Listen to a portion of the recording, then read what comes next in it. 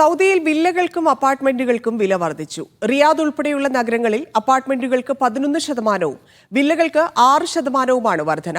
വാടകയ്ക്ക് താമസിക്കുന്നവരുടെ എണ്ണം രാജ്യത്ത് വർദ്ധിച്ചതോടെ വാടക നിരക്കും ഉയർന്നിട്ടുണ്ട്.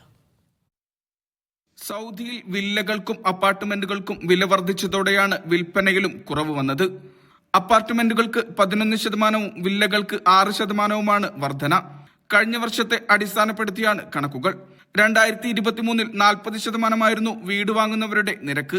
2025 ഇത് 29%ആയി കുറഞ്ഞു. വിലവർധനവാണ് കുറവിന്റെ കാരണം.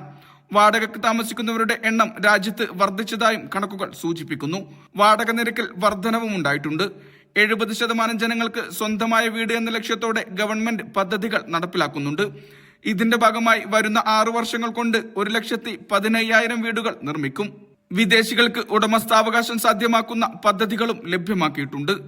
മക്ക, മദീന പ്രദേശങ്ങളിൽ വിദേശികൾക്ക് ഭൂമി വാങ്ങാനുള്ള നിയമവും ലഘൂകരിച്ചു. വീട് വാങ്ങാനുള്ള പ്രാപ്തി മെച്ചപ്പെടുത്തുന്നതിന്റെ ഭാഗമായി ചുരുങ്ങിയ വിലയിൽ അപ്പാർട്ട്മെന്റുകളും വില്ലകളും ലഭ്യമാക്കും. Mishal Cherpulassery, media 1, Riyadh.